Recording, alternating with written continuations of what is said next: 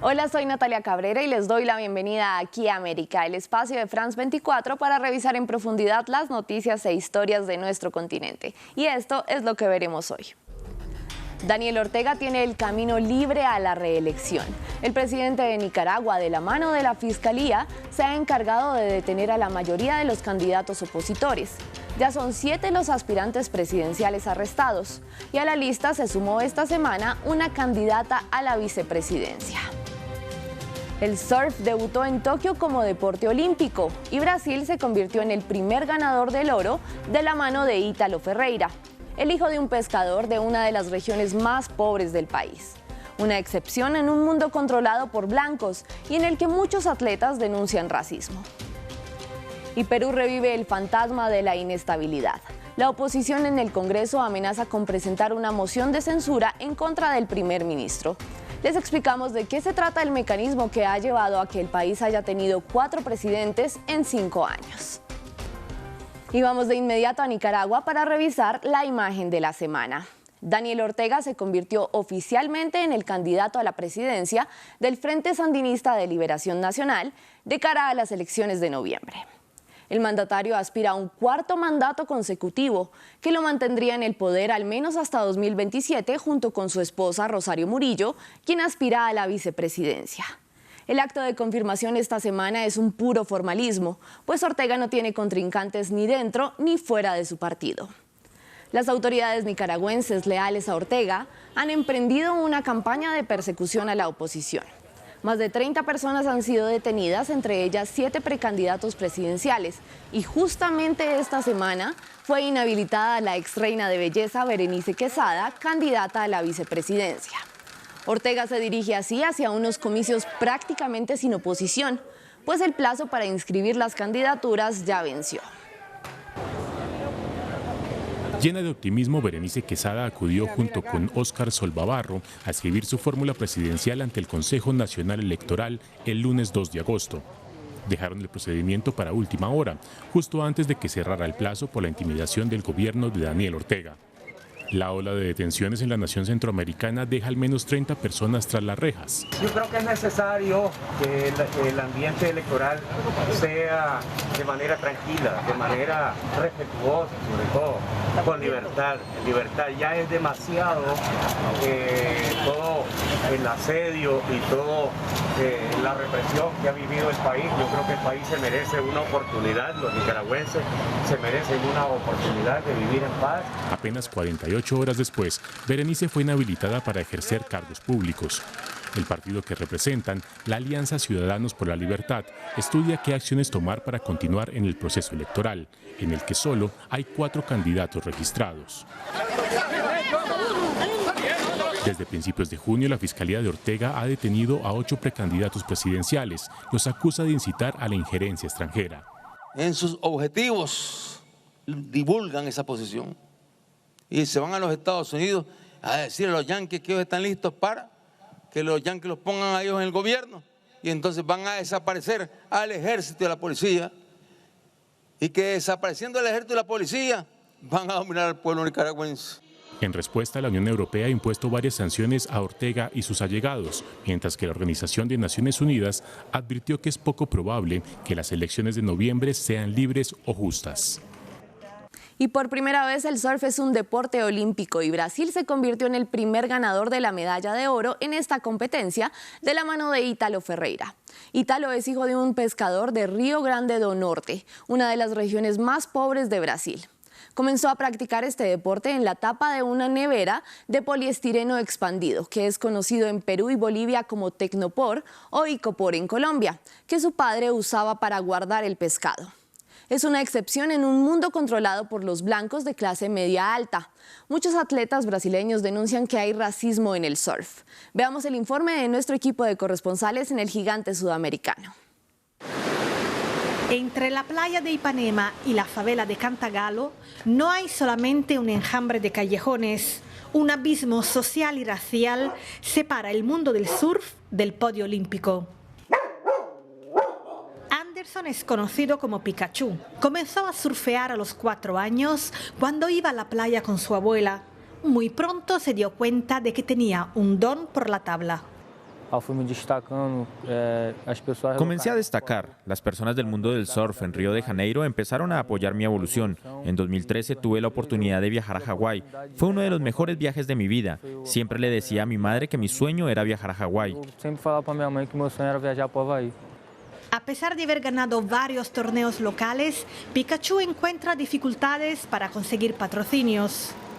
El color de su piel cuenta mucho a la hora de atraer a las marcas, y eso a pesar de que algunos de los mejores surfistas del mundo son brasileños, como acaba de quedar patente en Tokio con el triunfo de Ítalo Ferreira. Las empresas no quieren patrocinar mucha gente que viene de la comunidad.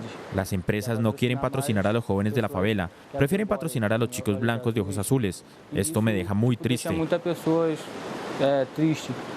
Aquí en Río nosotros nos dedicamos al surf. Sufrimos el racismo en nuestras propias carnes. Pasa por muchas cosas de racismo. Erika tuvo que lidiar con ese mismo problema. Desde la primera competición supo que quería dedicarse a este deporte, pero no tuvo apoyos y optó por el periodismo. Esto de alguna forma me desmotivó, mientras que algunas amigas y colegas viajaban a Hawái, a Indonesia, participaban en eventos fuera de Brasil. Yo no tuve este soporte financiero en aquella época. Por contra, yo tuve una estabilidad financiera en el periodismo, porque estaba trabajando en un canal de televisión que cubría eventos de surf. Para luchar contra la discriminación, en 2019 creó el Movimiento de Surfistas Negras. He creado una página en Instagram, una plataforma gratuita donde empecé a postear fotos de mujeres negras, para que estas mujeres sean vistas y para que se conecten entre ellas. Surgió una red de apoyos y de conexiones. Las personas se están conociendo y están surgiendo oportunidades de trabajo. Desde las redes sociales, Erika intenta desconstruir el estereotipo de los surfistas rubios y erradicar lo que define como racismo estructural. Sigamos brevemente en Brasil para revisar otras noticias de las Américas esta semana. El Tribunal Supremo aceptó investigar al presidente Jair Bolsonaro por sus acusaciones infundadas de que el sistema de votación electrónica puede ser fraudulento. El mandatario estaría minando la credibilidad del sistema de cara a las elecciones presidenciales de 2022 en las que sería candidato. Y el presidente de Estados Unidos, Joe Biden, aseguró que el gobernador de Nueva York, Andrew Cuomo, debería renunciar luego de que se conociera un informe de la Fiscalía General del Estado que encontró que acosó sexualmente a varias mujeres. Cuomo está a punto de enfrentar un proceso de destitución en la Asamblea Estatal tras perder el apoyo de varios legisladores. Y las negociaciones entre el gobierno del presidente de Venezuela, Nicolás Maduro, y la oposición liderada por Juan Guaidó, estancadas desde 2019, se reanudarán en México. De esta forma, el país gobernado por Andrés Manuel López Obrador se distancia más de la posición de la Organización de Estados Americanos, que ha condenado al gobierno de Nicolás Maduro y reconoce como presidente de Venezuela a Juan Guaidó. La economía estadounidense sumó 943.000 empleos en julio, la cifra más alta desde septiembre de 2020. La cifra dada a conocer por el Departamento del Trabajo es superior a la esperada por los economistas, que era de unos 870.000. El hecho provocó alzas en la bolsa de valores. Con esto, el índice de desempleo de la Unión Americana baja 2 céntimas, ubicándose en 5,4%, el nivel más bajo en un año y medio. Vamos a Perú. La estabilidad del país se tambalea una vez más por cuenta del fantasma de la moción de censura. El presidente Pedro Castillo eligió a Guido Bellido como primer ministro, una decisión mal vista por muchos ciudadanos y por congresistas, ya que Bellido está siendo investigado por apología al terrorismo. Varios legisladores estudian si invocar los mecanismos de la Constitución para declarar la vacancia nuevamente. Les contamos en qué consisten estos mecanismos en el informe de Ariana Villacorta.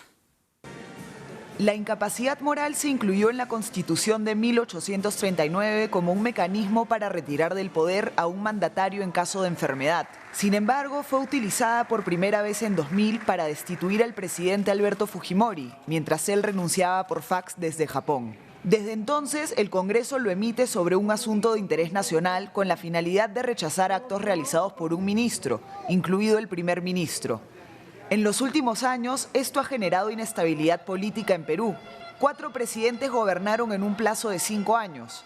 El Congreso intentó aplicar una moción de censura invocando la incapacidad moral de 2 de ellos, Pedro Pablo Kuczynski y Manuel Merino, pero ellos terminaron renunciando, a diferencia de Martín Vizcarra, quien fue destituido en 2020. Para que el Parlamento considere la vacancia por incapacidad moral, la oposición deberá contar con no menos del 25% de las firmas de los congresistas. Si más de la mitad del número legal de congresistas, es decir, 66 de los 130, aprueban la moción, el artículo 132 de la Constitución y el 86 del Reglamento del Congreso establecen que el ministro censurado debe renunciar y el presidente debe aceptar la dimisión dentro de las siguientes 72 horas. El tema está en que el artículo 133 de la Constitución indica que si esto sucede, se produce una crisis total del gabinete y lo común es que renuncien todos los ministros. En ese caso, el artículo 144 agrega que el presidente de la República puede disolver el Congreso si éste ha censurado o negado el voto de confianza a 2 consejos de ministros, siempre y cuando no esté en su último año de gobierno, algo que muchos peruanos ven como una amenaza a la democracia. Y me despido desde Oakland, en California, donde se inauguró un museo en honor a las Panteras Negras.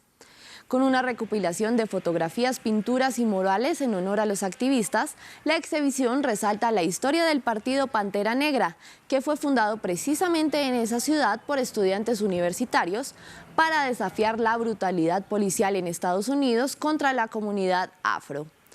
Gracias por acompañarme en esta emisión de Aquí América. Soy Natalia Cabrera. Pueden seguirme en redes sociales en la dirección que ven en sus pantallas. En la producción estuvo Andrés Doncel. Recuerden que pueden ver este y otros programas en france24.com.